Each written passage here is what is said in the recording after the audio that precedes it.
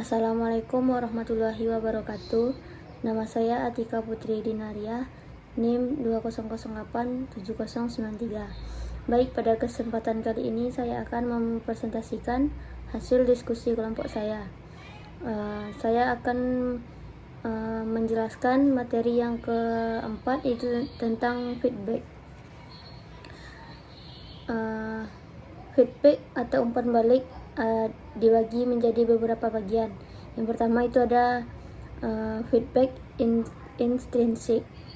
Setelah seseorang melakukan sesuatu gerakan dalam suatu cabang olahraga, dia akan memperoleh informasi tentang beberapa aspek mengenai gerakannya sendiri melalui beberapa saluran informasi. Sebagai contoh, siswa dapat mengetahui bahwa dia melakukan pukulan servis yang salah dalam permainan setelah melihat bola keluar dan menyangkut pada jaring. Kemudian ada feedback ekstrinsik. Kalau feedback intrinsik ini dari dalam diri kita sendiri. Kemudian ada feedback ekstrinsik. Kalau feedback atau umpan balik ekstrinsik ini adalah umpan balik yang diperoleh tentang tugas gerak yang bersifat sebagai pelengkap bagi umpan balik intrinsik. Ini berasal dari luar diri kita. Jenis-jenis umpan balik ada general feedback, ada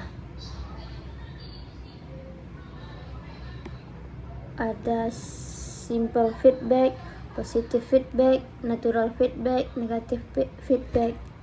Kemudian ada juga fungsi feedback ekstrinsik. Yang pertama itu ada fungsi untuk motivasi, di mana fungsi motivasi ini memberi informasi kepada siswa mengenai kemajuan yang telah mereka buat, sehingga mereka akan melanjutkan usahanya untuk mencapai tujuan mereka. Kemudian yang kedua itu ada fungsi penguatan dalam berbentuk pujian, sehingga siswa mau melakukan atau mengulang gerakannya yang telah mereka lakukan tersebut karena pujian. Kemudian ada fungsi informasi. Pada fungsi informasi ini menunjukkan hal-hal yang seharusnya dilakukan siswa untuk memperluas pola gerak, memperbaiki kesalahan. Selanjutnya itu ada feedback fungsi ketergantungan. Pada ketergantungan ini menyebabkan siswa bergantung kepada siswa. Feedback yang membuat performa siswa menurun karena feedback tidak ada. Ketika feedback tidak ada, ada beberapa fungsi umpan balik atau feedback. Yang pertama, memberikan dorongan siswa untuk berlatih.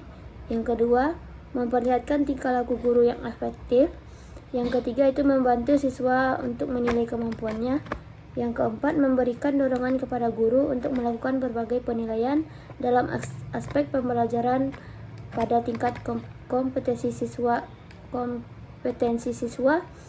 dalam menguasai pelajaran. Adapun model dari feedback, menurut Keitner dan Kiniki tahun 2008 nomor 274, dengan menggambarkan hubungan antara sumber umpan balik, penerima sebuah umpan balik, dan manfaat pelaku yang diharapkan dan manfaat perilaku yang diharapkan.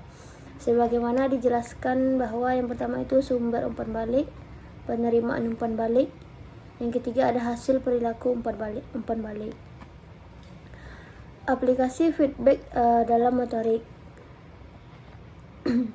Kemampuan seseorang pembimbing dalam mengaplikasikan umpan balik atau feedback dalam mengembangkan motorik untuk anak mempunyai peran yang cukup besar dalam menjalankan keterampilannya menguasai suatu gerakan motorik pada anak usia dini.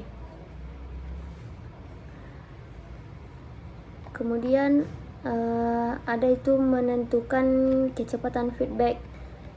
Yang pertama dilihat dari kepentingan waktu. Yang kedua dilihat dari frekuensi program. Yang ketiga, jenis umpan balik. Yang keempat, sifat respon. Yang kelima, kemudahan akses. Yang keenam, kebutuhan analisis. Yang ketujuh, perencanaan tanggal. Yang terakhir itu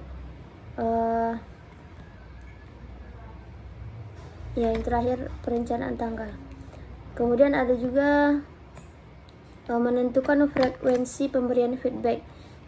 Yang pertama ada tujuan program, sifat kinerja, kemudian konteks industri, yang keempat siklus proyek, yang kelima kebijakan perusahaan, yang keenam penguasaan pelanggan, evaluasi dan keseimbangan. Kemudian ada juga pengaruh usia terhadap keterampilan. Usia adalah konsep utama pengembangan anak. Pengembangan anak telah menjadi fokus utama psikologi selama berabad-abad. Timbul adanya ketidaksepakatan yang dikenal dengan kontroversi turunan versus lingkungan, dan dari sudut pandang ini maka muncullah 5 teori tentang perkembangan anak.